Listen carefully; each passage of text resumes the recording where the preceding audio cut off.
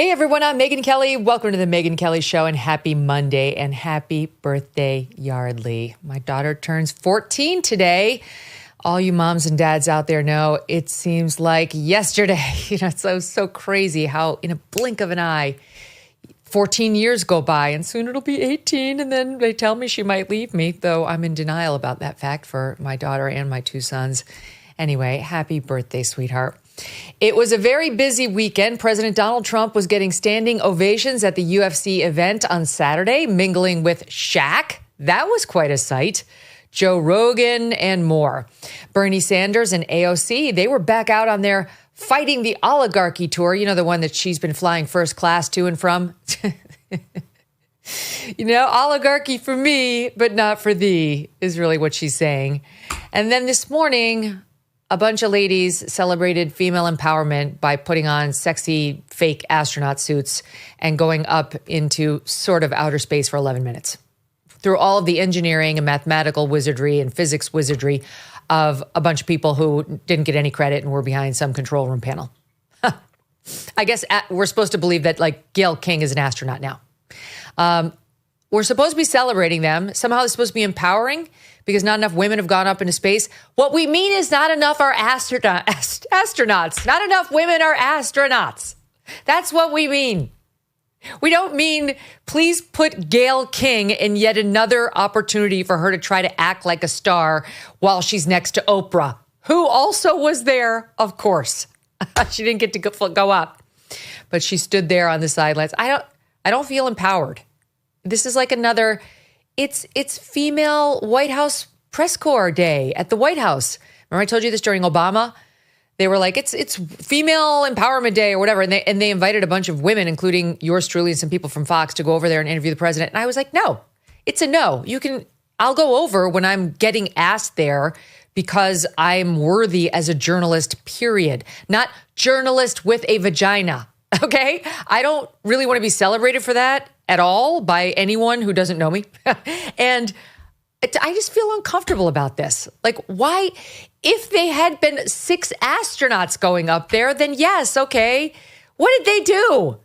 The one gal is engaged to a billionaire, and these are a bunch of celebrities she wanted to befriend. Okay. Of course, Lauren Sanchez has, whatever her name, had to show off her tits. Okay, it's a little early in the hour to be dropping the T word. Her breasts in her little fake astronaut outfit. Because, what's a day if we don't get to see the girls on Lauren Sanchez? It's not as offensive as showing them at the presidential inauguration, but I think it's a little off message. Isn't it a little off message? We're going to get into all the big stories today. Joining me now for the full show, Matt Taibbi, editor of Racket News on Substack, and Walter Kirn. He's editor at large for County Highway, which I like, County Highway. Together they host the America This Week podcast. Don't miss a moment. Subscribe to this show on YouTube and follow me on Insta, Facebook, and X. Aren't you tired of the corporate media prioritizing certain narratives over the facts? I was too, am too. And that's why we started this show, to have real conversations full of tough questions to get to the truth. And it's why I want to tell you about Ground News, an independent app and website not at the mercy of corporate control. They prioritize transparency so you can compare coverage on any issue and think for yourself instead of letting someone else do the thinking for you. They even show important stories that the other side is ignoring. Go to groundnews.com/Megyn and see it in action. With so many outlets suppressing conservative views and ignoring facts, Ground News is more important than ever. Track all your most trusted independent sources there so you never miss out on the stories shaping our world. Right now, you can get 40% off their Vantage plan, knocking the price down to just $5 a month. Go to groundnews.com/Megyn. That's GROUND news.com/Megyn to invest in your ability to think critically about the news. Guys, welcome back to the show. Thanks for having us on. Great to be here. I mean, nothing says female empowerment like getting this opportunity to go to outer space and making sure everyone can see your breasts. I think it's important as they beam this woman into outer space that we answer the question, but what do her breasts look like? Am I wrong? Lifted. I hear there's no gravity in space. Space is the cosmic bra. That Katy Perry needs to be further empowered bothers me. She's already got about $1 billion, and short of Taylor Swift, is the most famous pop star and female pop star in the world. That she needs empowerment says something sad about women, because it means that even with $1 billion, they still need a boost from the space program or Jeff Bezos' private space program. But they were all oligarchs. Let's remember, they were oligarchs in space, and so they're trying to have their cake and eat it too on the left, I guess. If that's exactly right. If that's the left. Katy Perry was quoted as saying, "We're putting the ass in astronauts." Okay, all right, you go, girl. This is so. This is why she needs empowering, because she keeps revealing her stupidity like that, and we have to boost her back up. It's so cringy. I'm sorry, but I'm like, why are you? Don't show your boobs. Don't talk about your ass. Don't get your specially made spacesuit so that we can make sure to see all your curves as you go to outer space. Is that what it is to be a woman? Just show off as much sex appeal, ass, and boob as you can? I'm not sure. I didn't catch that page in the female handbook. I'm a little bit confused about the political meaning of toplessness now. We saw there was that demonstration in Paris where all of the demonstrators were topless, and I wasn't sure whether I was supposed to not look furtively, also furtively. What exactly the meaning of that was supposed to be. Was it supposed to be erotic, de-eroticizing? It's a very strange message now. I think it's supposed to be something about empowerment, but it comes across as mostly confusing to me. I know. So I don't know. This is they dropped the movie Hidden Figures years ago, right? And that's a great movie about women who are behind the scenes. I don't know how true it is, but it's a great movie. And it's women who are behind the scenes at NASA and contributed to the space program. Okay, that I get. What did these women do? Like, honestly, one is sleeping with a billionaire who created this program and is jetting people, to outer space for like 10 minutes, for as long as like your average YouTube video takes. And they came back and they're like, everything's changed. Is it? Okay. They had nothing to do with any of the engineering. They're just looking for famous faces who could draw attention to Jeff Bezos' weird little rocket. His first little rocket looks exactly like a penis. Exactly. The guy's working something out. I think he's like working out his sexual fantasies on us. And this one looks exactly like a breast with the nipple on the top. Look at this one. I'm sorry, gentlemen. You know exactly what that looks like. Everyone does. And now look at this one. It's like I guess you could say igloo if you wanted to be charitable. To me, it looks like a breast. From above, it really looks like a breast with a nipple. Walter. It's a little Glans-like. It's Glans-like. I was in terror. I was in terror that we were going to have another space shuttle disaster, and that we were going to have to mourn these people for maybe the next 700 years. They did add to the space program something that it hasn't had, which is the red carpet, and the sort of fashion critique at the beginning. So it was a combination of the MTV Music Awards, the Oscars, and the Apollo program. I thought it was condescending. I think that's what you're getting at. It was belittling to women, and they belittled women with their behavior and their antics, I would call them. Mm-hmm. I know, it's just ridiculous. I was under the impression that most astronauts were basically mostly women, or at least half women. Now, I didn't. They probably are. Yeah, I didn't. There was nothing. Was that part of their critique, that there aren't enough? Yes. Really? Because it seems like there are quite a lot of female astronauts. I know. Lauren Sanchez is saying, I don't know, they're crossing some new frontier for women.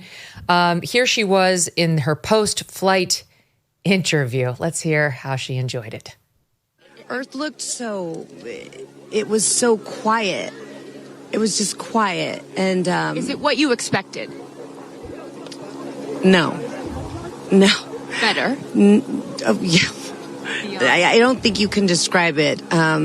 Because, what I was saying, it was like quiet, but then also really alive. That's because you're inside a space capsule. And you look at it and you're like, we're all in this together.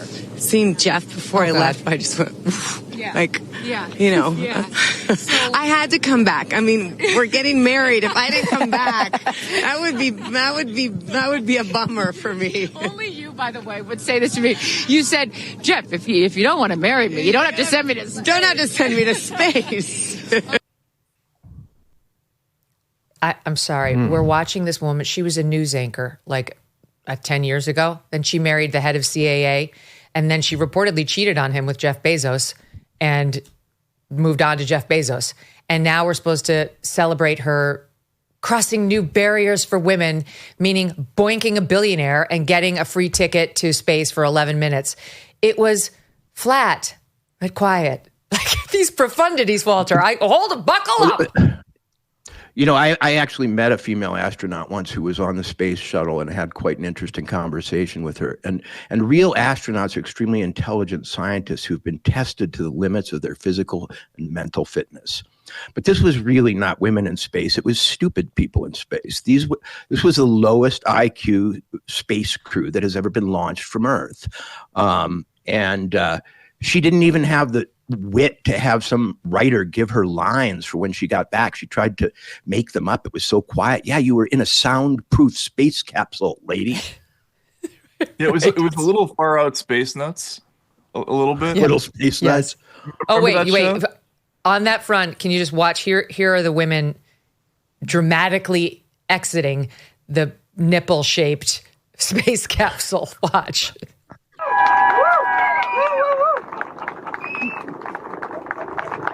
There's the billionaire. See, honey, see what I got you for Christmas? It's your baby. She hasn't been away that long, dude. It was 10 minutes. I know, literally. Okay.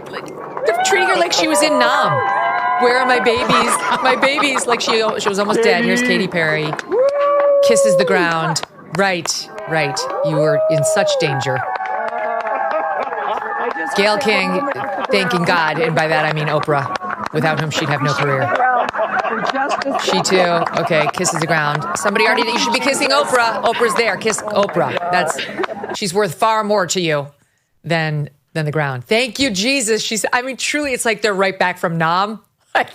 What did they do? They got in their special Oscar de la Renta designed suits, laid down in a capsule, and came back in 10 minutes, you guys. That was one small step for womankind, one giant leap backwards for mankind, as far as I can see. Or one giant step forward for reality shows. Yeah, that's true. It was a reality show. It could be a great concept, like, dumb celebrities in space. I would watch that. Wasn't there at least a little part of you that was hoping they'd get untethered? They could just I didn't want them to die, but maybe just be out there for a while so we could have a break from all this nonsense, especially from Lauren Sanchez. It's like, why are we pretending she's done anything? She is with Jeff Bezos. That's literally why we know her name. And again, it was all over the tabloids. Like, they got together through an extramarital. All right, fine, people fall out of love, but why are we celebrating this? The love affair. They're going to have this bazillion-dollar wedding ceremony, and you can tell exactly who they're trying to cozy up to. They were either on the nipple-shaped space capsule or they run cover for them in the press. But it's because we have this obsession with money, right? With what looks like achievement. And Jeff Bezos is obviously very, very accomplished. But to me, it's I don't know, Matt, you and I have talked about this before. As a journalist, the more people fawn over somebody like Bezos and this, the more I want to run the other direction, right? It's my reportorial instincts are, ew, they're forming clubs again, and I don't want to be a member of any of them. Yeah, the more supplicating that goes on, the more uncomfortable you usually get. And there was a lot of that in this one. I guess they did prove that Botox survives re-entry into the atmosphere. It's good to know. Though. Oh, I thought you said rear entry, which has already been proven. Okay, but they are astronauts. It's only 13 minutes after. What's happening? Walter, you've lost control of this show. Yeah, I have. Why don't they send somebody into space who can actually come back and describe it well? Not just a journalist, but a poet or something. I mean, they went to space and we have no idea what it was like, except that it was very quiet. It's quiet, flat. It was like big and stuff. Maybe Katy will write a song about it, But that was a nullity. That was a publicity stunt that probably cost more money than any in history. The Elon envy from Jeff Bezos is just absolutely, conspicuous. Elon will get supermodels and a poet or something interesting for a crew. This was terrible. Here is, my team just sent me the side-by-side 2021 Blue Origin versus now, which I think was the first flight. There's Bezos in the cowboy hat and 3 others. And now here's the ladies of the new Blue Origin on the right with their sexy, it looks like something that, remember that original Jennifer Garner movie that made her a star where she was like the spy climbing over the lights, the beams of light. And so looks like something our spies might need to wear. And really, it's just Lauren Sanchez gave this long interview about why they wore this tight outfit over here on the right. Here it is in SOT 31. Watch this. Where's Carrie Ann?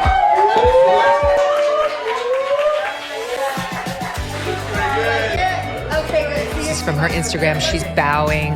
Well, they're comfortable. Okay, that's for sure. They're comfortable. Again, she went to Oscar de la Renta's people, and she rejected, just so you know, I know, Matt, you were wondering, she rejected pockets on the hips because they didn't want to look too hippie. And then they had zippers put on the bottom of the pants so that she could go flare or not, depending on each woman's preference. And for all that, what did we get? We got, it was like quiet, but also alive. Yeah. You know what I'm saying? I don't think you can describe it because you know what I'm saying? Like quiet, but then also really alive. And then the takeaway, we're all in this together. No, we aren't. I didn't get to go. You didn't get to go. Matt didn't get to go. 99% of the people who ever lived didn't get to go. They chose these airheads. Send a kid into space, like an 8-year-old kid who will actually be thrilled and impressed and come back and tell us something. This girl is this Sanchez is so spoiled that even going into space didn't impress her, No. Oh God. Very, very little will. And when you're married to Jeff Bezos and you could literally afford to buy it and sell everyone in America's family. But I suppose we're supposed to celebrate her. That's what we're supposed to do. We're supposed to celebrate her because accomplishment. She bagged the billionaire after banging the billionaire after allegedly cheating, at least according to what I read in the National Enquirer. But there was a whole lawsuit about it where they said maybe her brother had sold pictures of text messages between the two of them. Then he claimed he'd been falsely attacked by, I can't remember who he blamed it on, a foreign government. Anyway, it was a big scandal. Enough of them. Now, in other news about deplorable people, some absolute lunatic firebombed the Pennsylvania governor's mansion where Josh Shapiro and his wife and their children were sleeping. This guy goes in there at 2 a.m. I have to say, it wasn't exactly like a Jack Bauer entry. It seems like no one really tried to stop him. I don't know what the story is on the governor's security, but I'm underwhelmed that he managed to break the window, get into the governor's mansion and start dropping Molotov cocktails. And then apparently it took them a while to actually track him down. That's a separate matter. Look at the devastation inside the mansion. You could hear Governor Shapiro came out after the fact, and you could tell he was somewhat rattled. Here he is, SOT 21. Last night, we experienced an attack not just on our family, but on the entire Commonwealth of Pennsylvania here at the governor's residence. I spoke a couple hours ago with Director Kash Patel of the FBI. He promised all of the resources of the federal government. He was extremely kind and courteous and thoughtful in his conversation with me. And I thanked him and the women and men of the FBI and the President of the United States for their support.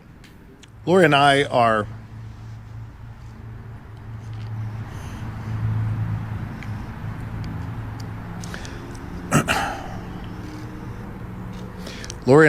overwhelmed by the prayers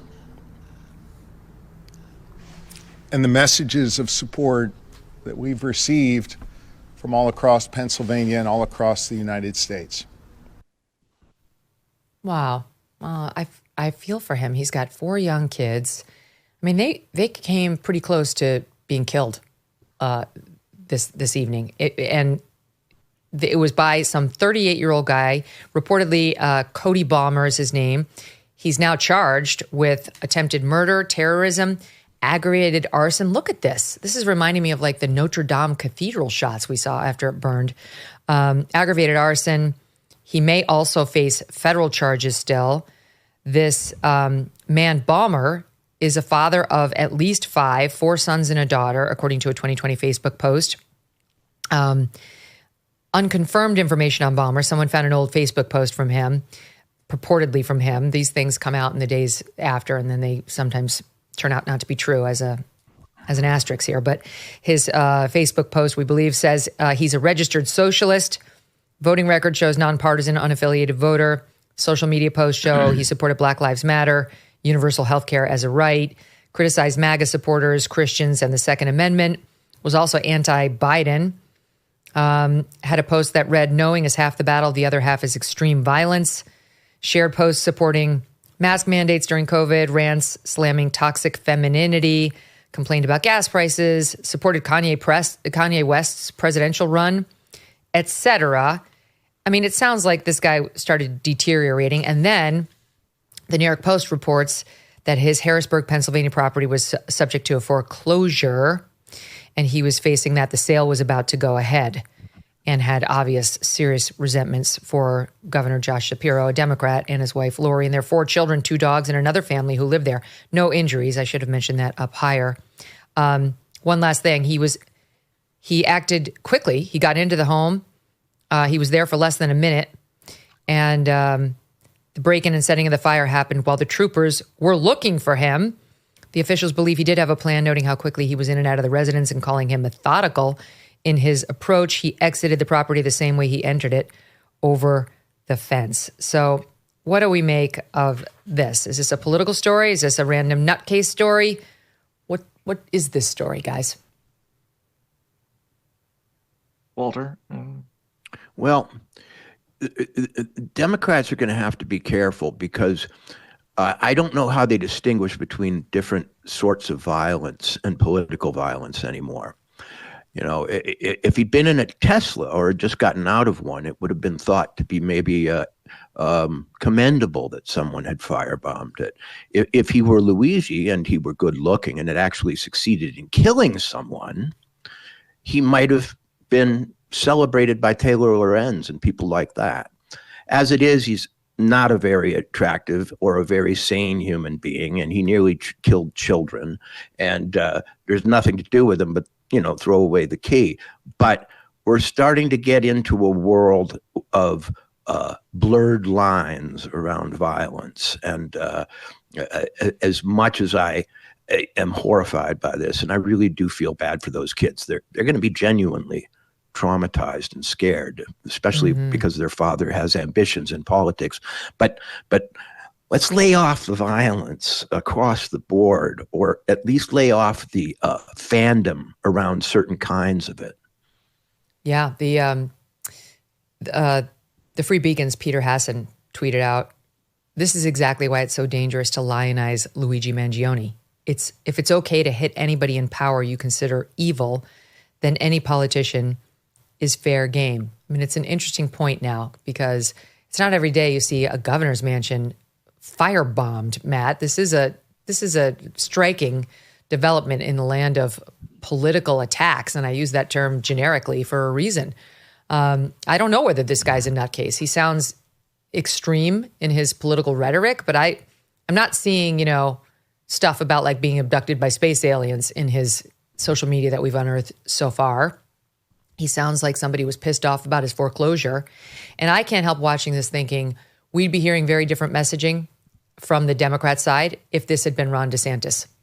I really think we would. There'd be an attempt to like understand, well, you know, how Ron DeSantis brought this on himself.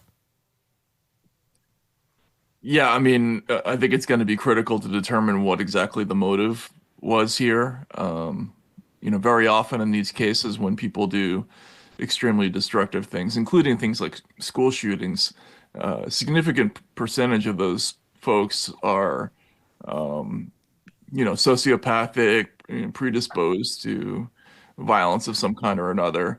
And people attribute motives to them that they assume because of the way they dress or because of what music they listen to or that sort of thing. So in this case, you know, all we have are some superficial indicia, right? We see a person who is associated with a lot of traditionally left-leaning causes targeting a Democratic governor who, you know, maybe stands out on one or two particular issues as, you know, as being something that kind of traditional liberals or socialists might not be happy about. But we can't assume that that's the reason. Frankly, in the foreclosure front, as somebody who's covered foreclosure courts, I'm a little surprised there hasn't been more violence of this kind, dating back to the mid 2000s, because I've seen how enraged people are by being thrown out of their homes. You know, a significant percentage of those people are tossed out kind of unfairly. So, you know, we don't know, but I think, you know, Walter's right to talk about the lionization of Luigi and how we're in this space now where a big segment of the media is kind of intellectualizing violence as a logical response to things, and that is very scary. When it's the new version of intellectualizing looting and rioting as, right, you know, one of the available options to you when you have some sort of societal upset.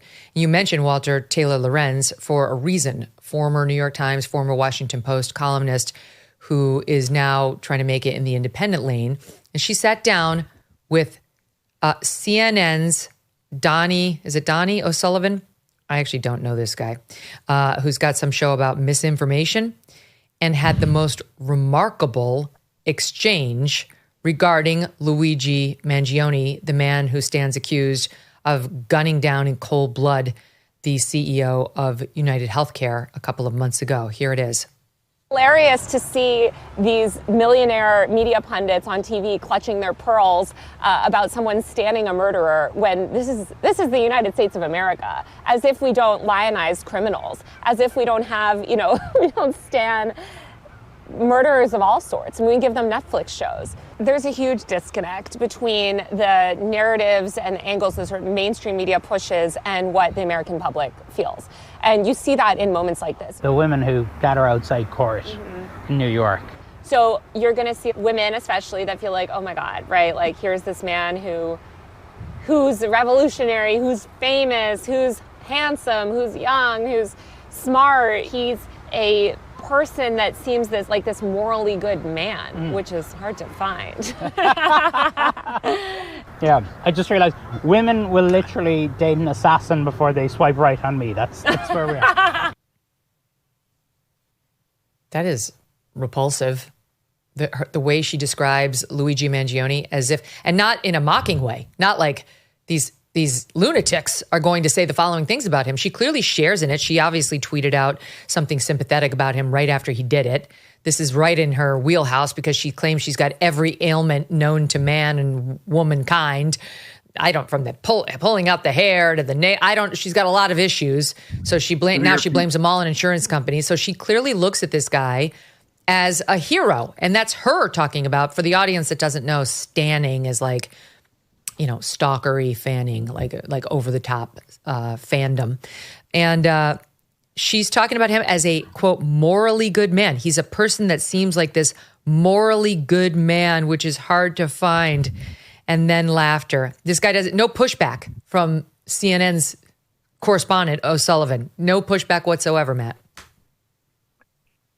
I mean, there's so many things that are crazy about this that one doesn't even know where to start. Walter and I, just a couple of weeks ago, we did a segment on Flannery O'Connor's A Good Man is Hard to Find, because it was the 100th anniversary of her birth.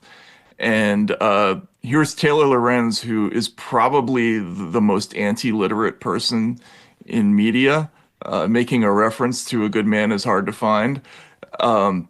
She's someone who, if you handed her a hardcover book, would be tempted to bite it, I think. She's probably never read anything in her life.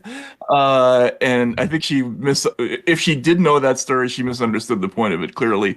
But this idea of Luigi Mangione as a morally good man, I don't know how that goes over, and what CNN is thinking putting that on the air. Right. It's just crazy. To your point about the books, it reminds me of, we love Victor Davis Hanson. We have him on all the time. He's truly a brilliant guy. He knows everything, encyclopedic knowledge of so many subjects. And we always, say, like, if Victor says it happened, because his memory's so good and it's solid. But he clearly is an avid reader. I mean, he's a college professor many years. He's an avid reader. He's not really an avid pop culture consumer. And on one of the shows one day, he referred to the woman who was married to Jay-Z as Beyonce, because all he does is read. That's all he does is read. It's to his credit. Taylor Lorenz is the opposite of Victor Davis Hanson. She reads nothing. She just pulls out her hair, feels sorry for herself, cries on TV, doxes innocent people who happen to write conservative things, and then defend cold-blooded accused killers, Walter, as good-looking, morally good, famous, revolutionary, smart. It's so hard to find. Well, of course, this is all a put on. And I think, Megyn, your experience in news and opinion reveals that to you too. There were many people they could have interviewed about Luigi Mangione, but they picked Taylor Lorenz because she could be counted on to model this kind of goofy teenage Beatlemania Manson girl fandom that would set the internet on fire. CNN will set itself on fire if it can get ratings at this point, and they just did that. She got on my Twitter this morning because I made adequate fun of this thing. And she said, I wasn't talking about myself. These aren't my feelings. I was just observing what's going on among young women. But that's not it at all. What she's doing is she's modeling the kind of reaction that you're now allowed to have to Luigi. Them sort of, being like they're on a date, joking at the bar about something and, their dating life or whatever, was supposed to show America that you can be lighthearted and fun and teeny bopper about this subject. But what they had to say really didn't matter. It was the way they said it, and the way they laughed, and the way they made they gave everyone permission to sort of have this strange Tiger Beat feelings about Tiger Luigi. Beat. Yeah, Sean Cassidy and Robbie Benson and John Travolta. That's how old I am, guys. It's a lie that she was just parroting what others might say about Luigi. Here is what Taylor Lorenz said right after the murder. I mean, in hours after Brian Thompson was killed, allegedly by Luigi. She got online and expressed her dismay with the health industry, insurance industry. What happened was somebody posted on Blue Sky, Blue Cross Blue Shield in Connecticut, New York, and Missouri has declared it will no longer pay for anesthesia for the full length of some surgeries. Lorenz replied, and people wonder why we want these executives dead. Following that, she went viral for a comment on Piers Morgan, where she said, quote, I do believe in the sanctity of life, and I think that's why I felt, along with so many other Americans, joy, unfortunately. Joy upon learning that Brian Thompson, father of two boys, had been murdered, gunned down in his prime. She made her super joyful. So, Walter, don't give her 1 inch. She doesn't deserve it. Oh, I didn't give her an inch, but I noticed something. She has replies turned off. If she doesn't follow you on Twitter, you're not even allowed to talk back at her. And yet she's celebrating people who shoot others. I mean, this is a phobic, fragile, retarded person who You're not allowed to say that. You get the people at FDA walk out on you. I mean it in the classical sense that her growth is stunted. Not that she suffers from any sort of genetic syndrome, though that may classical. be true. Retarded can mean slow as an actual word, like the process of that automobile was retarded by the nails in the road. But it was the host who is really to be deplored. I mean, she's out there doing her act, trying to get attention for her new independent journalism career. But that guy, he complied with it. He fanned it. He emphasized, loved it, amplified it. That's what he was there for. Yeah, that's the thing. So, and by the way, pro tip for you, Donnie, the way to get more women swiping right on your profile is not to suggest you think it's hilarious when people kill innocent men on the street. And that's an awesome, like, ha ha ha, lucky him. This is such a fun conversation. Maybe that's how I'll get more girls. It's a no. Maybe you do want to wind up with like a Taylor, maybe with that kind of girl, but not with normal red-blooded American women. Matt, speaking of I got the feeling he wanted Luigi to swipe right on his profile. That could be. That could also be. Might as well go there since we brought it up. RFKJ is the subject of an unfair, untrue smear. On Friday, he went over to FDA, the Food and Drug Administration, now run by Marty Makary, yay, of Johns Hopkins, one of the few sane voices during COVID, and did like a rally the troops kind of message, like stand tall and, be careful of disinformation and people trying to corrupt you, like good stuff. And made a reference, as he has so many times. If you've interviewed RFKJ, you've heard him make this reference to this like home quote for the retarded. That was the name of the home that he volunteered at when he was young. And he talks about the Special Olympics, which was started by his family and so on. And cue the newspaper articles. He used the R word to describe children or, people with disabilities. He used the R word.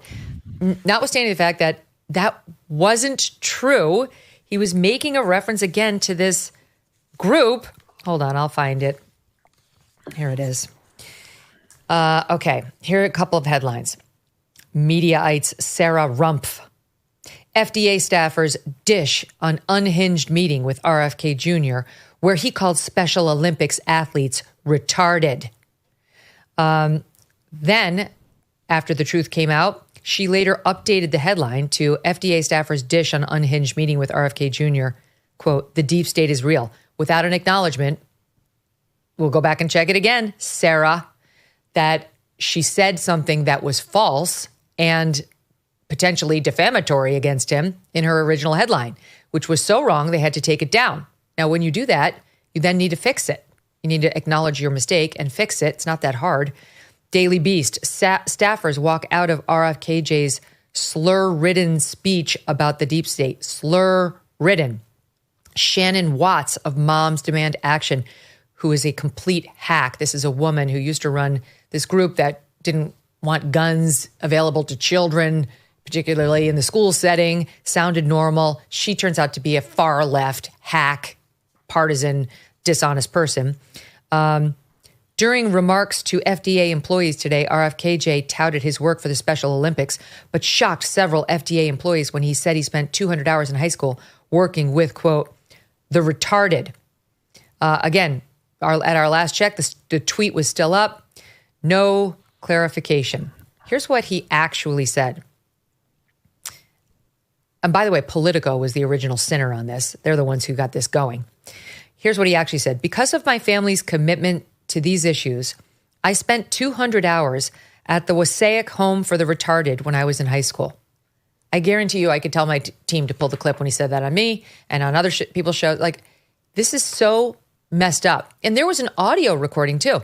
We're told that there was an audio recording of his remarks there. Politico went on to say the remark jolted several FDA employees in the audience who misheard the reference and thought he was making a derogatory remark about people with intellectual disabilities, according to two employees granted anonymity for fear of retaliation.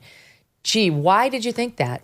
What do you think it is about RFKJ that led them to believe he slurred when it comes to people with mental disabilities in front of the entire FDA staff, Walter. That's the thing that's so ridiculous about it. Like, and then he dropped the N-word. You know, like what other things would, you know, your average cabinet secretary do in front of hundreds of new employees other than find groups to slur? You know, it's so ironic that the person who is doing his level best and has committed his life and his fortune at this point to stopping autism is going to be, you know, harassed for having just how significant this cultural properly quoted the name of a institution. I think, first of all, every generation should be allowed to have the vocabulary that it did when it was 30 years old. You know, not that he said the word, but that he wasn't afraid to say it, even though it was the name of something, probably comes from the fact that he lived at a time when that's how people spoke. Having to reset to the beliefs and the speech, the speech sensitivities of 22-year-olds forever is getting old. Yeah. I mean, they didn't give him a fair chance, of course, Matt. They're not going to give him a fair chance, but they'll use anything to smear him. This is another version of binders full of women, which is proof that Mitt Romney is this raging sexist. It's kind of another version of good people very fine people on both sides. These lies that they make up based on one word that they pull and then twist. And, what is it like about you can't put John your pants on before the lie spreads around the world? And Politico is very well read. And I'm sure in defense of these others who just ran with it, they went off of the Politico piece, which was what got the whole thing started. They later did clarify, writing, "For the record, this article and headline have been updated to make clear that Kennedy was referring to the Wasaic State School for the Mentally Retarded where he worked in high school, not using a derogatory term for people with intellectual disabilities." Yeah, oddly, this ties back to the Taylor Lorenz story because she was famous, among other things, for a piece she did years ago where she sort of hid out in the new app Clubhouse and claimed to overhear Mark Andreessen using what she called the R slur. Yes, good memory. And then she posted a tweet of all the people who didn't do anything when the R slur was used. Now, it turned out that it wasn't Andreessen who used the word, and it was actually a quote, a self-referential quote involving a group of Redditors who described their sort of GameStop stock ploy as like the revolution of the retarded or something like that. And so the question was, what do we think about this retarded revolution or something along those lines? And so the whole thing had to be kind of retracted, corrected, clarified, et cetera, et cetera. But what's interesting about that is that at the time, there was this concerted effort to define the harm standard as even using this old word in a private setting essentially was somehow not even acceptable. Like the argument was we can't have apps like Clubhouse because people will be doing this all the time behind closed doors. We go from that to it's okay to shoot people in broad daylight if and that's a morally good person who does that. So there's harm over here, which she later described as the reaction to that is destroying her life, to this thing, which is a completely different idea about what harm is. It's mind-boggling. You guys just did you do this on your show, or did you write something on this? I can't remember. But on the NPR That's Not Funny challenge. Oh, that was me. Yeah. Yeah. Okay. Because I subscribe and I get it via email, Matt. I subscribe to almost nobody's email. You should be honored because I do not like to clog up my inbox, but I do subscribe to yours. So sometimes I don't know whether it's quotes from the show or whether it's just you. But this also seems related to me because NPR has like re-upped this old show that it put out. It's the That's Not Funny challenge, and in which they advise parents who may be concerned that their children may become murderers to keep them away from problematic jokes. Like, you can't say the R word, or God knows where things will go. And you definitely can't have a child who thinks Hitler's mustache is funny, or you might have, the next one of two things: Republican president or serial killer. In the eyes of NPR, it's the same thing. And they really want, in today's day and age, to warn parents about the warning signs of your son becoming an incel murderer, as you put it in the piece. And it starts with bad jokes. Yeah, it was really an amazing thing, because what they did is, in response to the popularity of the Netflix show Adolescence, which Keir Starmer is now going to mandate that every secondary school student in the UK has to watch. The story is basically about a beatific young boy who is moved to knife crime or a murder against a young girl because he listens to Andrew Tate, basically, sort of misogynistic online content. And so they regurgitated this whole interview they did 2 years ago about the dangers of that kind of content, and this expert on online radicalization. By the way, where do you go to get that job? Expert in online radicalization. Anyway, ISIS. Yeah, it's so bizarre. And the whole thing was about how the first thing you have to do is monitor your children for any signs that they are laughing at inappropriate humor or calling things that really aren't funny. Like, for instance, finding Has Hitler's anyone mustache. ever had an 8 or 9-year-old boy? Literally every single piece of humor is inappropriate. Everything is funny.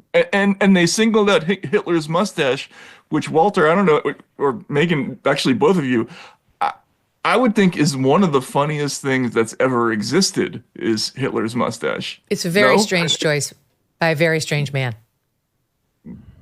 Yeah, absolutely. If your 8-year-old boy doesn't think Hitler's mustache is funny, that's when I would call a psychiatrist. Actually, I mean, honestly, it's like, but you point out in this piece, and it's so true, that like for decades now, especially when we all grew up, think of the things that we were listening to.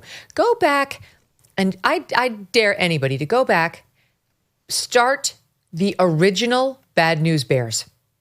Just hit play on the original Bad News Bears. You don't have to go 2 minutes in to hear every slur there is.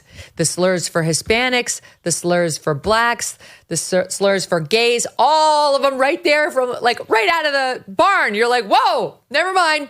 We're going to try something else when you have little kids. We didn't all turn into psychopathic murderers, Walter, but NPR is really worried about inappropriate humor. Remember that TV movie, The Boy in the Bubble? It was John Travolta. Didn't have an immune system, so they had to be completely encased in a sterile capsule. Well, that's what they're trying to do to kids now. They're the boy in the bubble. They don't have immune systems. They can't figure things out. They can't reject bad ideas. They can't distinguish between sick humor that's just funny and actually killing someone for kicks. And so we're going to keep them in the bubble, and it's going to be zip tight. And the parents are going to check in every few hours to make sure there are no holes in it.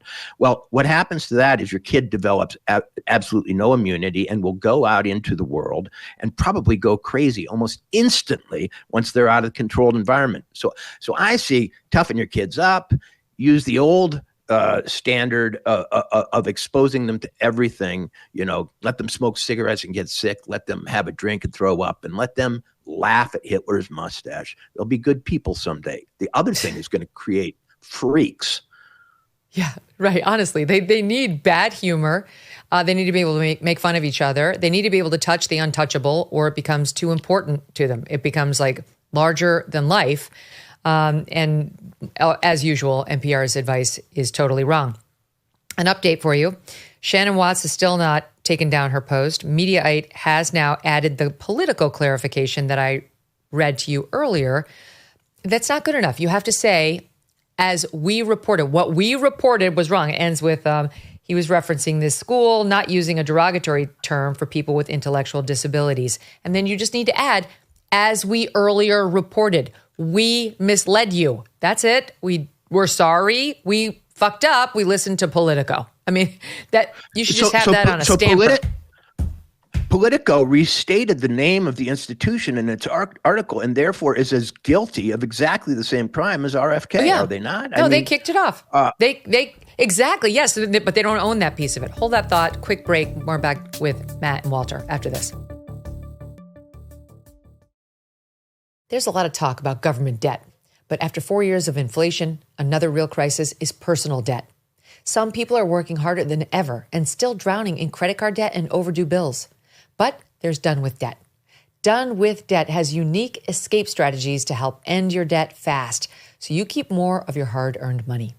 Done With Debt does not try to sell you a loan or bankruptcy. Their tough negotiators go one-on-one with your credit card and loan companies with one goal in mind: to drastically reduce your bills, eliminate interest, and erase penalties. Most clients wind up with more money in their pockets month one, and they don't stop until they break you free from debt permanently. Take a few minutes and visit donewithdebt.com. Speak with one of their strategists. It's free. But listen up. Some of their solutions are time sensitive, so you will need to move quickly. Go to donewithdebt.com. That's donewithdebt.com. Now, I have been dying to get back from break because I missed serious gold in the Blue Origin story that my team has redirected me to, and now I will bring you guys there as well. Take a listen to the female commentators as this nipple-shaped rocket ship was about to take off. And the two commentators, I had to know their names when I heard this. I'm told by Steve Krakauer include Teresa Thompson, who normally works with ESPN Sports, and Kristen Fisher, who used to be on Fox but then went to CNN. But both of them, we believe, are just doing like Blue Origin announcing on this particular day, like not working for an outlet. So obviously hired by Bezos to do this. And would you listen to the commentary, guys? And when you are out there at this moment, this rocket feels like it is alive. It feels like it is a living, breathing, hissing thing, right? And there's the gantry pulling back. And this right here is the moment that they've been training for. Training. 2 days, becoming a crew, becoming a team. After you go through an experience like this, it's more than a team. It's almost like a family. You are so tight to go through something as intense as this. So, as you said, this is like a bridled beast. This thing wants to take off. Switch to onboard helium. Here we go. Good luck and Godspeed, ladies. We're cheering you on from planet Earth. Let's launch this rocket. Thrust termination system is armed. Oh my God. They're training. They did 2 days. And I asked my team to poll, what did they do during their 2 days? Okay, here they are.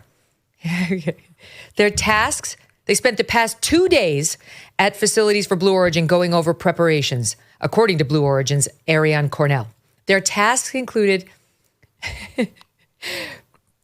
practicing how to get into and out of the New Shepard capsule. You go in, and then you go out. Oh, once again, ladies. Okay. The group also practiced how to put on and take off their seatbelts. I'm dying. Let me see if there's anything else. They had to get fitted in their flight suits, guys. They had to get fitted, and they had to learn how to communicate with ground control. Okay, this is what's so funny about it to me. First of all, these two nitwits talking about the training they've been through, all their training, it all comes down to this. Secondly, that was like astronaut training, the universal phrase for something that's extremely physically taxing on you. They used to stick the astronauts in these booths and put it, make it sub-zero temperatures and then make them super confused. They couldn't perform simple tasks anymore, and then make their hearing go away. They would deprive you, sensory deprivation, one sense after the other. And that's part of and now it's they had to learn how to get in and out, but they dress it up on the one thing by saying they had to learn egress and ingress. That's astronaut talk.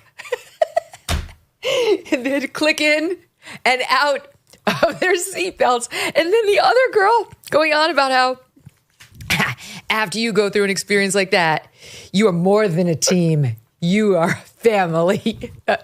That egress and ingress and seatbelt buckling, then lying down in your Oscar de la Renta suit. Walter's just got his finger on his face. True distress. I mean, just a few weeks ago, actual astronauts who got stranded in space for months, floating around in weightless condition, not in this, luxury vehicle, were rescued by another rocket and brought back to Earth, and it hardly made a splash on the media. These people have already gotten 50 times the publicity that those heroes and the person who rescued them got. ISS and Elon, right? The people who are on the Jeff International Space Bezos Station. basically put his girlfriend and her pals into a giant vibrator, shot them into orbit for 10 minutes, and they came back telling all about the thrill. We've got everything upside down. And if women get any more empowerment of this sort, they're going to be denied the right to vote. I love the color commentary, though. It's, speaking with knowledge as if they know what this is like generally. Yes. I was like, are these astronauts? I mean, are these? No, it's like some girl from ESPN and some girl from CNN. Like, oh, let me tell you what the training does for you on something like this. Hello, what? It's crazy. It's like, when you go to get a Chevy Traverse test drive, you come out more like a family than like, somebody who just took a car. They're talking about getting in and out of a car. Basically. All their training. It comes down to this. Can we hear the beginning of that again? I need to hear that again. Let's just play it again. And when you are out there at this moment, this rocket feels like it is alive. It feels like it is a living, breathing, hissing thing, right? And there's the gantry pulling back. And this right here is the moment that they've been training for. 2 days, becoming a crew, becoming a team. 2 days. After you go through an experience like this, it's more than a team. It's almost like a family. You are so tight to go through something as intense as this. So, as you said, this is like a bridled beast. This thing wants to take off. Switch to onboard helium. Here we go. That's the sexual part. Good luck and Godspeed, ladies. We're cheering you on from Let's planet launch Earth. this Thrust rocket. termination system is armed. I can't. The drama. That's also like a stereotypically female thing, which is not great, right? To be overly dramatic when the circumstances don't call for it. I'm not saying what they were doing was guaranteed safe. Obviously, we have seen accidents before. It's not like there was some degree of risk there. But the training, it all comes down to literally they learned how to buckle their seatbelts and wear the suits that were designer and showed Lauren Sanchez's boobs. Okay. No one's going to convince me that those rockets are not phallic. I think we're all just part of some weird Jeff Bezos sexual fantasy right now. I really do. There's something happening there. I don't wish to participate. Okay. There's a lot of other news. You wouldn't know it. But first, I got to spend a minute on you, Matt Taibbi, because you were mentioned last week on our show. We were talking about, speaking of Politico, a political report about Anonymous, that guy who worked within the government, who came out during the Trump administration, was like, those of us at DHS, Miles Taylor, we're handling him behind the scenes. Like, we've really got control of the government. Anyway, that guy left government service in 2019 and turned out to be like a nothing burger. He was nowhere near as important as he would have had us believe. And Trump just revoked his security clearance, which no one knows why he still had it anyway, and said, I want an investigation to see if he used any classified info. So with respect to that guy and somebody else who worked for Trump, he wanted some government snooping around to see if they had done anything wrong. And he's not charging anybody. He's doing some like kicking of the tires. And Politico, in response to this, writes this article like, never before has the White House leaned on the DOJ or one of its top agencies to investigate a private citizen in retaliation for something that citizen has allegedly done. And I was like, why don't you tell it to James O'Keefe and Matt Taibbi? And I read them Ron Johnson's press release the day you testified at that hearing on the weaponization of government, only to go home and get a visit from the IRS. And Ron Johnson was saying there is zero chance this is coincidental. And then sure enough, you got audited. They began at least an audit. So I would love to know your thoughts on that political assertion and whether that has resolved now and the government is finally off your back. They are. I was actually told at the end of that month. So that happened on, I think, March 9th of 2023. By the end of the month, they told me that I was in the clear. They actually owed me a lot of money. And the investigation had been started up on the same day as one of the main Twitter Files reports. And once the Judiciary Committee sent a letter to the Treasury asking basically what the deal was, they sent over a whole bunch of documents and conceded that there was nothing there, and then informed me personally that I was in the clear. So I'm not being investigated anymore. And then thanks to Jim Jordan, actually, they changed the policy about personal visits to people by the IRS. So that was actually a positive outcome to that whole thing. Wow. I mean, your thoughts then that this by Trump is the first time it's ever happened. Yeah, clearly not. I think we can go back through history and find many examples of people who've been investigated, or at least the DOJ has been nudged in the direction of somebody. I mean, I think that's been a feature of almost every presidential administration going back to Nixon. Am I wrong about that, Walter? I can't think of anybody who hasn't been in trouble for that. But that whole thing, the Miles Taylor, he's a character. He was a significant character in the Twitter Files. We didn't do a lot of the reports on those, but I know that there was talk about investigating him even before the end of Trump's first term. So yeah, I'm sure there was.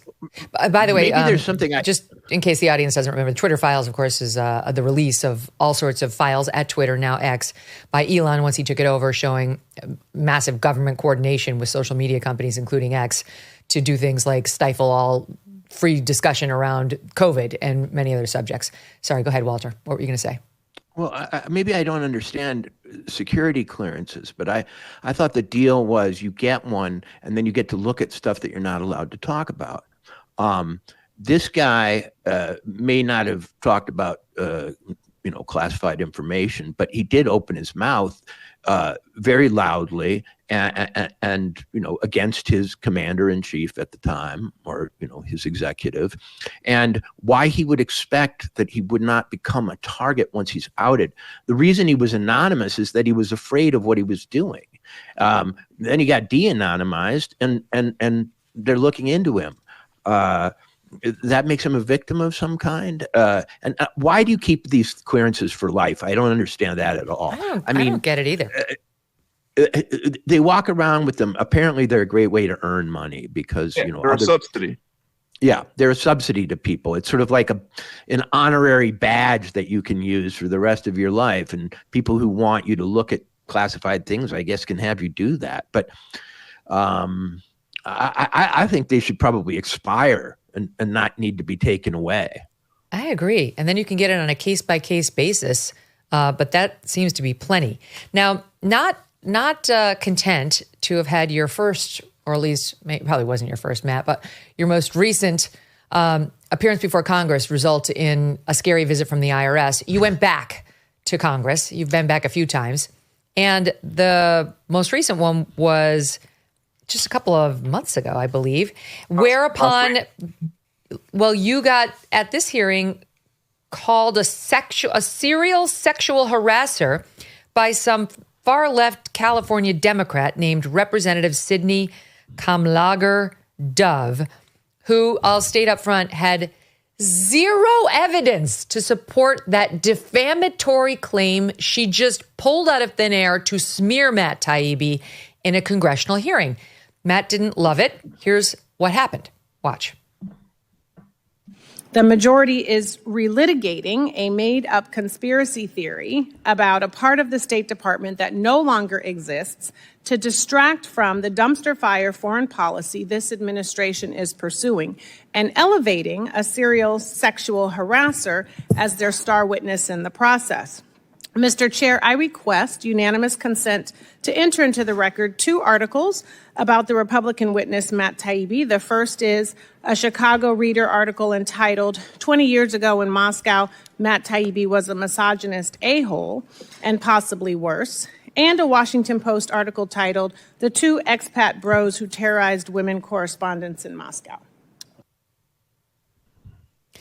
So you did what very few people will do when they've been smeared. And you actually filed a lawsuit because while she has a congressional privilege to say all sorts of nonsense when she's in that seat, she repeated the smears on social media. I looked into this recently, and the privilege still may exist, but not to the same extent as it does when they're in their congressional seat. She exposed herself by repeating that online, and you're suing her for $10 million.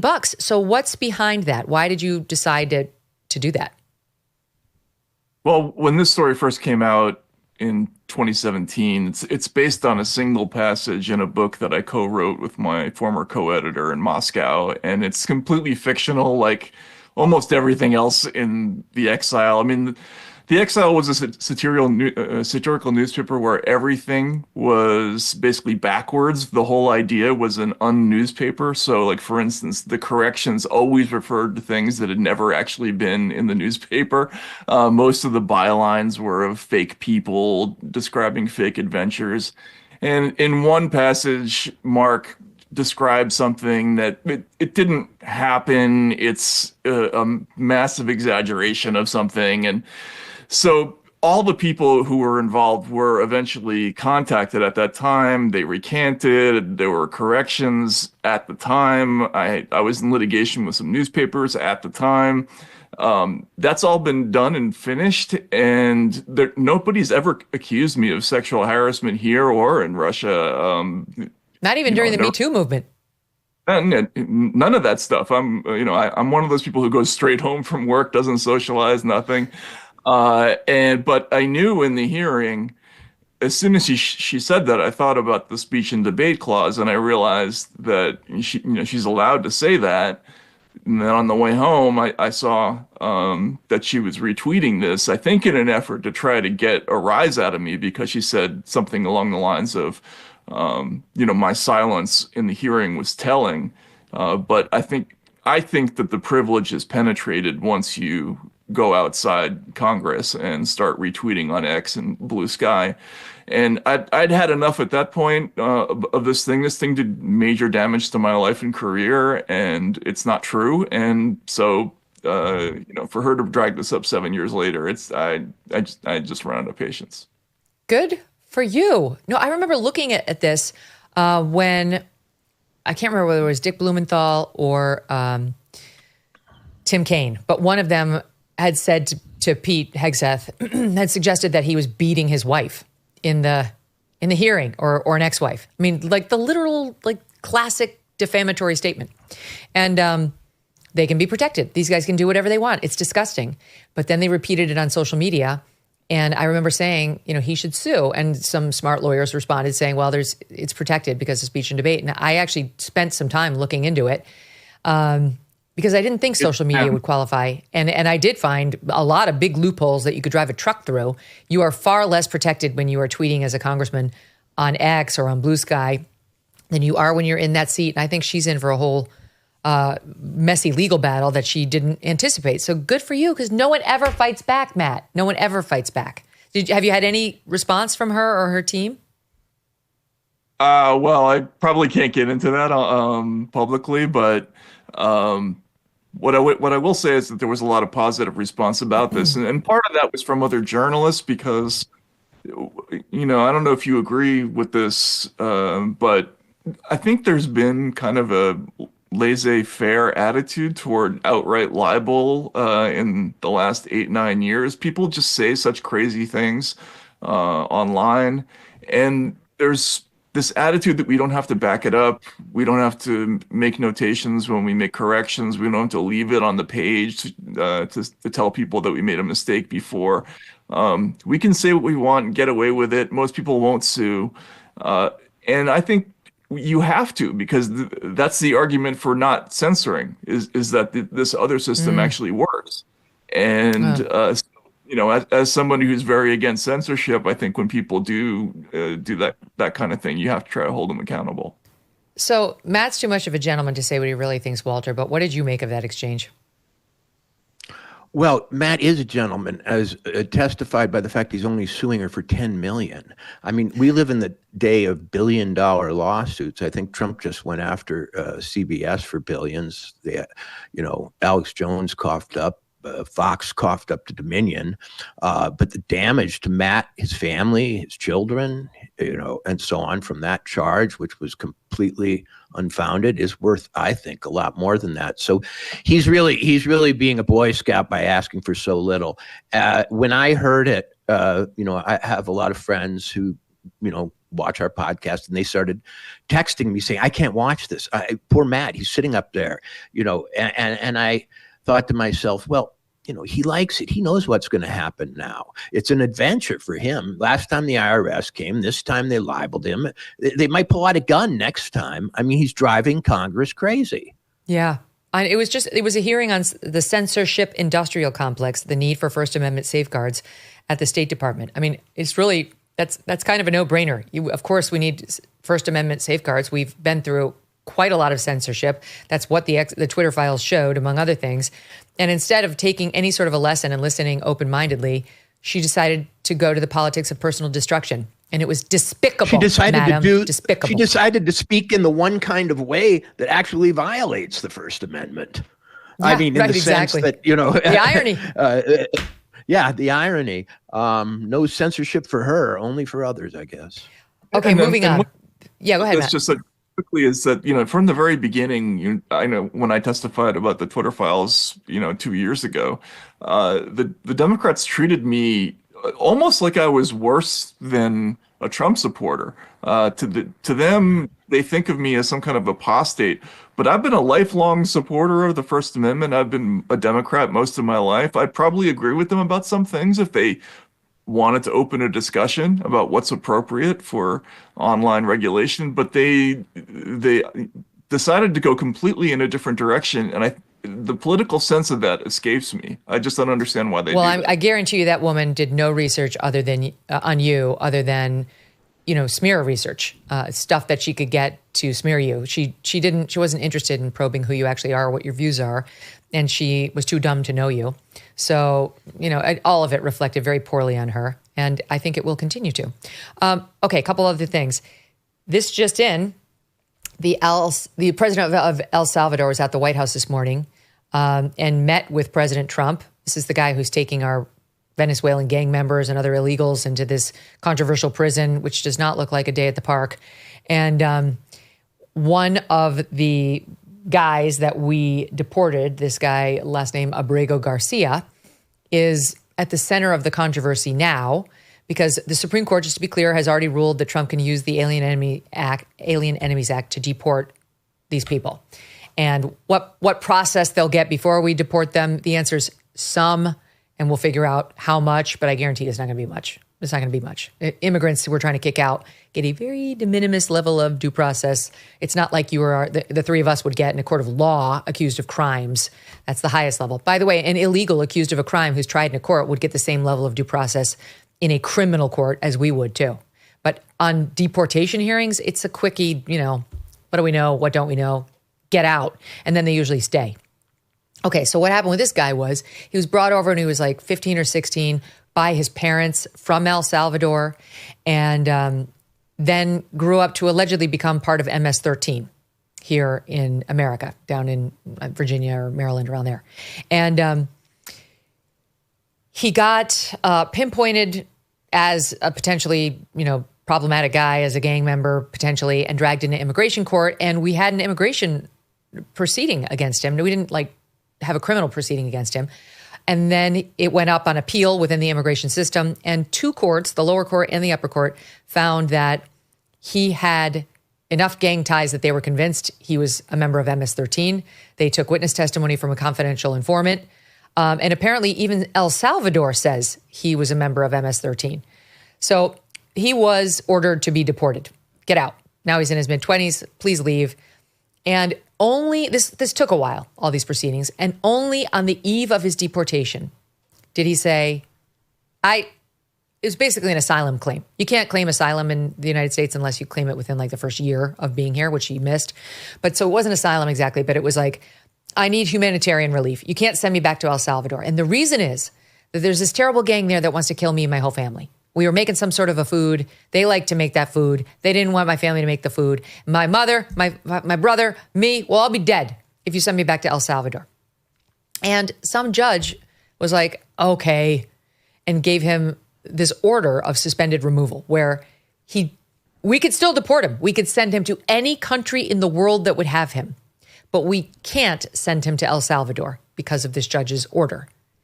At least then, if circumstances change, you can send him back to El Salvador. And by the way, that gang that was allegedly targeting him that he forgot to mention during 2 long immigration removal hearings, never mentioned once, only came up once he lost and he was ordered deported, no longer exists.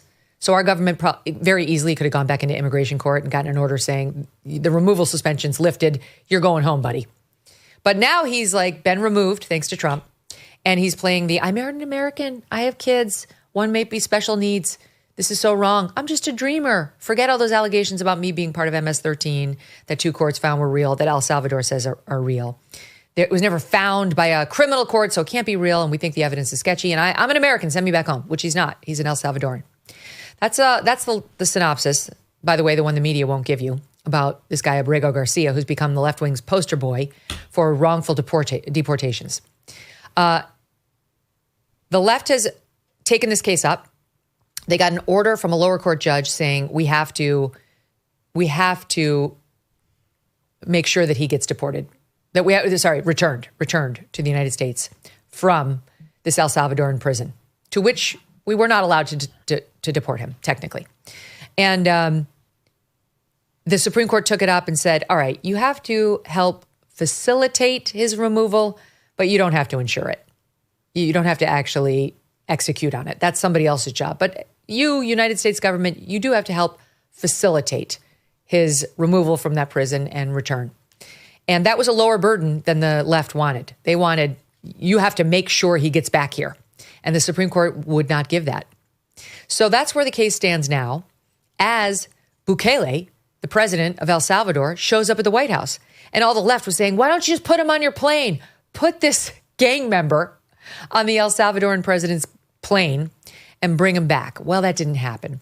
And the news just out of the Oval is as follows. Watch. Well, I'm supposedly not suggesting that I'll smuggle a terrorist into the United States, right? How can I return him to the United States? Like, I smuggle him into the United States, or what do I do? Of course, I'm not going to do it. It's like, the question is preposterous. How can I smuggle a terrorist into the United States? I don't have the power to return him to the United States. And now it's a very interesting legal thicket, because Trump is saying, Team Trump, Stephen Miller, saying, we don't have the authority to go into a foreign government, a foreign nation, and take someone who is a Salvadoran citizen who has no citizenry here and bring him back to the United States. We don't have that authority. Now you hear the Salvadoran president saying, we don't have authority to take someone who's been said to be a gang member and adjudicated by President Trump by executive order, a terrorist, and drop him back off into the United States. And that's where things stand now. It's getting really interesting to me. Thoughts on it, guys? Well, one of the terrible effects of unconstrained immigration and illegal immigration is that every one of those people represents a total tie-up of our court system. I mean, that we are spending this amount of time, this amount of care, this amount of media space on a gang member or an alleged gang member. But definitely an illegal. Definitely a deportation order saddled illegal. Is an argument for there really being a very strict and, like you say, de minimis process for, I think, getting him out of here, because we can't afford these resources. We can't afford this divisive argument and this legal quagmire over every single person. And, this is not somebody to embrace for the left, and that they want immediate results from a U.S. government that takes forever to get you a permit for something or whatever is ridiculous. These are the kind of issues that, no matter what Trump does, are going to keep the left and the Democrats in the minority for a long time. Mm-hmm. Matt, it's very interesting because Trump got an order late last week from the high court saying the deportation of the Columbia University agitator, Mahmoud Khalil, the guy who was the spokesperson for the on-campus group of Columbia that overtook that building, Hamilton Hall, and held people hostage and defamed the bill or defaced the building, that Trump and Marco Rubio, who acted as Secretary of State, to say his presence here is not consistent with the foreign policy goals of the United States. The high court said, you're fine. You're good there. That was their first poster boy. By the way, we told you that was not going to work, and we were right. And now this guy is going down because the Supreme Court would not order a mandate that we actually make sure he get back here. And now we're in this really interesting place where we're this legal limbo. But here's, and that works for Trump because possession is 9/10 of the law, and he's in El Salvador. Here is Stephen Miller. I'm advancing this now. Outside of the White House, and I think it was yesterday, but I'm not sure, where all these reporters, because they're all left-wingers, they all think this guy should be released back. It was today? Okay, it was this morning. They all think he should be released back into the United States, gang member or not, terrorist or not, illegal or not. And Stephen Miller, who knows the subject like the back of his hand, did a little slice and dice in the media. Watch this. Let's see if any of you have researched anything about this issue at all. Can anyone here tell me what would happen to the illegal alien from El Salvador if he came back to the United States? Does anyone here know? Does anyone want to guess? Any of you? He could be with his family. He would be arrested. Okay. He'd be put in confinement. He would be deported a second time to El Salvador again because there's no withholding order for an alien who's a member of a foreign terrorist organization, number one. Number two is the gang that he's a member of doesn't exist in El Salvador anymore. So what you're asking for is to be deported twice. But so I'm trying to understand from you all is, so if he came back and under our laws he was then deported to Egypt or to Somalia, would you then be saying, great, I'm so glad that you deported him to another country? Is that what you'd all be saying? But do you understand our immigration laws at all? Do you know the difference between a deportation order and a withholding order? Do you know the difference? Any of you, please. Do you? Well, we're not in the government. What I'm getting from this conversation, education for me, is that not one person in the media knows the difference between a deportation order and a withholding order. Is that a fair statement? You're learning about this all for the first time right now? I guess so. Okay. So the deportation order means the judge has said he must be deported from the country. He has no right to remain here any longer. He must be removed from the country. So his only options are to be deported to his home country or another country. That's it. There's no other option. By the way, that happened here. He doesn't get to stay here. He doesn't get to live here. He has no future here. He has no right to be here. He's an illegal alien. That was amazing. Was it not amazing? We're not the government. It's incredible. And it's a source of frustration for me because I think all of us in media, we often get asked to respond immediately to things that happen outside our areas of expertise. There's a reason why most people who are in journalism tend to cover a couple of topics for years on end because it takes that long to become intimately familiar with certain kinds of issues. So if you ask me a question about digital censorship right now or, First Amendment online questions, I probably know the answer to that. But if it's about immigration law, there's a huge mountain that you have to climb to know even the basics. And there's lots of stuff that is not terribly well known, like changes in the Patriot Act to the Immigration and Naturalization Act. These are all little tiny things that you have to know about the difference between what's legal and what's not. And it takes not days or weeks, but sometimes it takes months or years to have a clue. So for these reporters just to act like they know what they're talking about, it's a huge window into the general cluelessness of the business about these things. I have to say, to me, it's unforgivable, Walter, because people who listen to this show were not surprised by one word we just went through from the time I started my little soliloquy to right now. They have heard me discuss this since this guy's name came up, both on this show and on our morning update news, because it actually, like, if you're gonna cover it, you can. There are lots of things. Like, we didn't go nose dive into the tariff policy because we don't do a lot of economic news here, and I'm not an expert on that. I gave an interview to the Daily Mail promoting something, and they kept asking me, are we going to go into a recession? I'm like, what the fuck are you asking me for? I have no idea. How would I know if we're going to have a recession? And my point is, like, I know my lane, and legal matters is 100% within my lane, and this is understandable. But did I know that this guy had an order of deportation and then that he got this suspension of removal just because of the El Salvadoran sob story he gave? Yes, I did. You know why? I did my homework before I reported on it. And you could times that by 1,000 if I were going to go show up curbside and try to cross-examine Stephen Miller.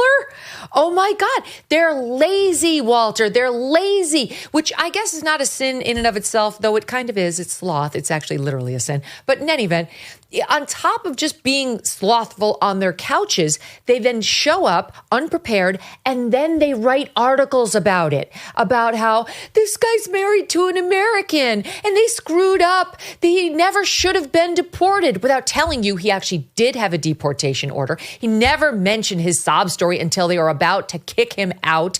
The gang that he got the deportation order suspended over no longer exists, and that he is Salvadoran. Like, what other country should we be sending him to, since we have a valid deportation order for the guy right now? Anyway, that's why it's so abhorrent to see them so stupid and uninformed. Well, you know, they are uninformed. You are informed. The legalistic details of this are fascinating, and I think you're correct in your analysis. But most Americans look at this and they go, oh, this is a guy we want out of here who isn't supposed to be here. And this is why we need Greenland. This is why we need our version of Siberia in the United States. We have to depend on other countries to exile people. We need something that we own, that nobody wants to go to, where it's really cold and really lonely, that we can send people without all this legal falderall when we want to get rid of them.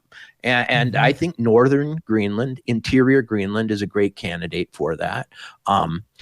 Maybe, you know, in the old days, maybe it would have been sent to dig the Panama Canal. Maybe we need to make it a little deeper. I don't know. But England had Australia, and we need something like that at this point, some third option to either ridiculous legal quagmires or, you know, total deportation. I mean, I think that's what we found here in El Salvador. What my audience keeps emailing me, and I do read the emails, you can email me, Megyn@megynkelly.com, is where's our due process? Where's Laken Riley's due process? Where's Jocelyn Nungaro's due process? Where's the due process of the American citizens who are getting murdered by these criminals in our country? Every week you read about these. The children who are getting molested, sexually molested. Like, I will say the vast majority of people who listen to and watch this show couldn't give a shit about Abrego Garcia's due process. They don't care. So to your original point, Walter, it's a win-win for Trump. The guy's argument for not wanting to go home was fear of crime. Well, that's our argument against getting rid of him. And I say, it being our country and him being a visitor, we win, and we should win quickly. Really, it is a horrible waste for all the fascination it provides. It's a horrible waste of lawyers, money, and time to be worrying about cases like this, when there are tens of thousands of them that are probably nearly this serious, and then hundreds of thousands behind those. Yeah. Well, we'll see. I mean, there's a bit of a, I don't know, fisticuffs now, because they're both like, I don't have the power. I don't have the power, which is a very interesting position. Because what the Supreme Court did was they said facilitate, but they don't actually have to execute on it, and kicked it down to the lower court and said, you come up with an order that's consistent with this order. And now I don't know what she's going to do, because she's not going to be able to force the El Salvadoran president to do anything. And our government's going to continue to say, we don't have control over what the El Salvadoran government does. Anyway, we'll watch it. Guys, stand by. Quick break. Back with Matt and Walter in 1 minute. These days, it feels like nothing surprises us anymore, but not in a good way. The headlines are heavy, the future feels uncertain, and so much is out of our control. But one thing you can take control of right now is your family's financial future with life insurance through Select Quote. Whether you need $500,000 or $50 million in coverage, Select Quote makes it easy to find the right policy for your unique needs. They have helped over 2 million people find more than $700 billion in coverage since 1985. And they do it fast, often in as little as 15 minutes. Other life insurance brokers might push generic, overpriced plans, but Select Quote's licensed agents work for you, not the insurance companies. Even if you have a pre-existing condition like high blood pressure or diabetes, Select Quote partners with carriers who can still offer coverage. And if you're healthy, you could get same-day coverage with no medical exam required. So don't wait for another what if. Consider taking a step to secure your peace of mind. Get the right life insurance for you for less at selectquote.com/Megyn.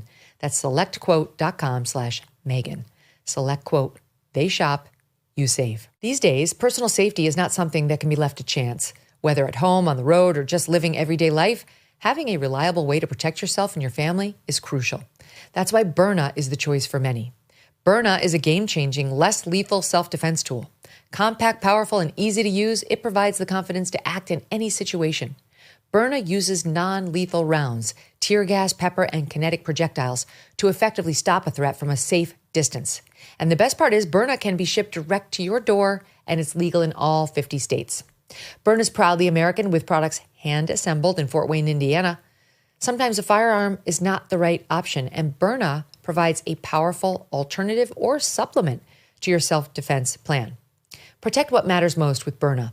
Visit Byrna.com, that's BYRNA.com/Megyn to receive a 10% discount and learn why thousands of people and law enforcement agencies are adding Byrna's less lethal protection. Byrna, non-lethal self-defense, always ready. So Bill Maher finally got back on his show and told us what happened when he went to the White House and met with Donald Trump. I like Bill Maher and I like going on his show, but he definitely has been suffering from a case of the TDS. Once the TDS gets you, it's hard to come out from under it. But I see shoots of grass, mixing all sorts of metaphors. I think he's starting to come out from under it. And to his credit, he went there. It was brokered by Kid Rock. And to his credit, President Trump allowed it, welcomed this, and was very gracious to Bill Maher, who has been brutal about Trump for many years. So here's a bit of how Maher described the experience in SOT 12. Everything I've ever not liked about him was, I swear to God, absent, at least on this night with this guy. Bob, Kid Rock, told me the night before, he said, if you want to get a word in edgewise, you're going to have to cut him off. He'll just go on. Not at all. I've had so many conversations with prominent people who are much less connected, people who don't look you in the eye, people who don't really listen because they just want to get to their next thing, people whose response to things you say just doesn't track, like, what? None of that with him. And he mostly steered the conversation to, what do you think about this? I know, your mind is blown, so's mine. I never felt I had to walk on eggshells around him. And honestly, I voted for Clinton and Obama, but I would never feel comfortable talking to them the way I was able to talk with Donald Trump.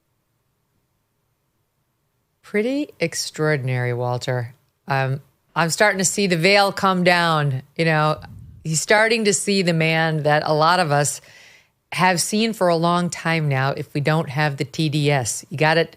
It's hard. If he comes out from the TDS, he might be one of the only ones to have ever actively had it and then shed the disease. I really like Bill Maher, and I've been on his show, and I love talking to him after you do the show. He usually throws a party. from talking to him, I've gotten to know that he really believes what he says most of the time. And I am sure he believes everything he said about Donald Trump. And he sounds genuinely surprised. And that was a huge risk for him to go and to come back and to be that sincere and genuine. He's taking nonstop hell for it. I mean, people are using every obscenity to tell him to go away right now. And I kind of admire him for it. You don't see actual risks taken in the media. They talk about audience capture. Everybody ends up a slave to their audience's prejudices. Well, he took the risk of not being, and he sounds a little like a kid, who just danced with a girl and said, they're really not scary and they're not mean. they smell kind of good and they're soft all over. And that authenticity is touching to me. And boy, the abuse won't stop.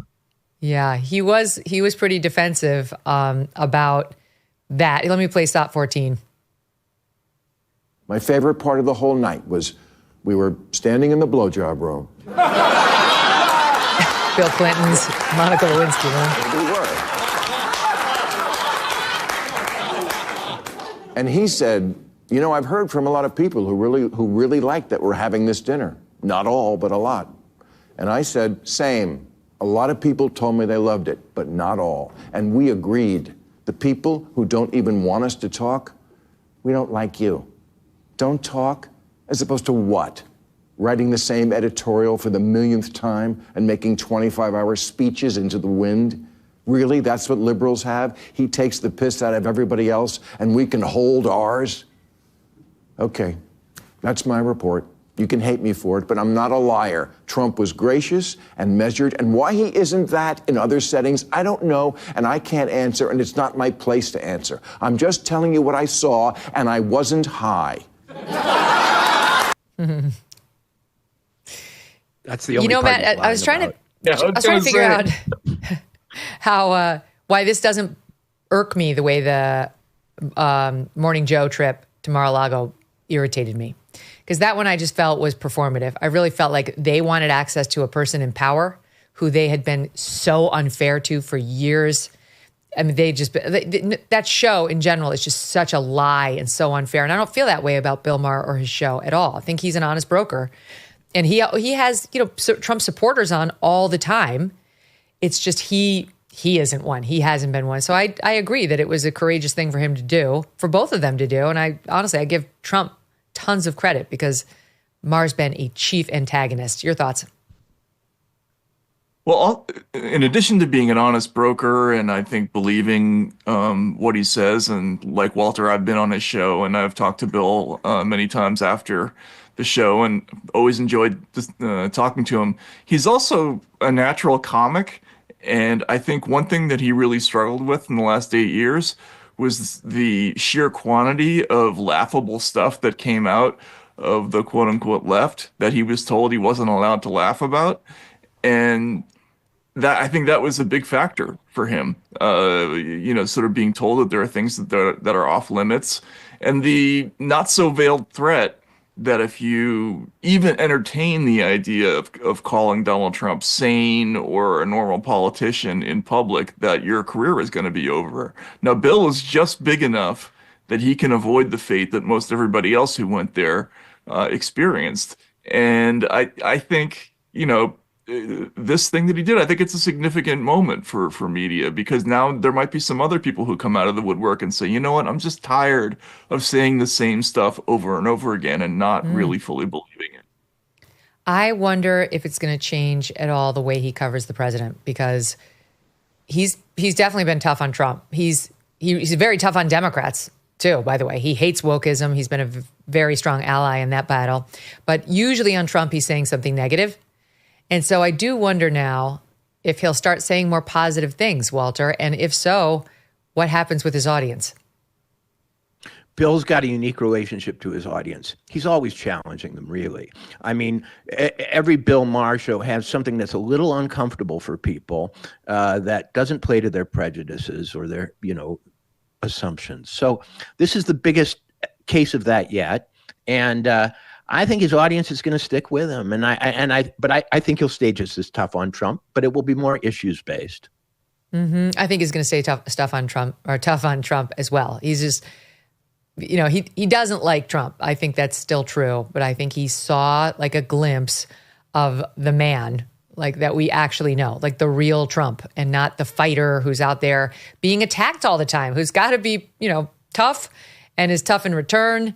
And, Bill Maher, among many others, has thrown some very tough punches his way as well. So anyway, I am in favor of the meeting. I feel very differently about it than I did about the Mar-a-Lago Kiss the Ring-a-thon by members of the media who make their living tearing him down with lies.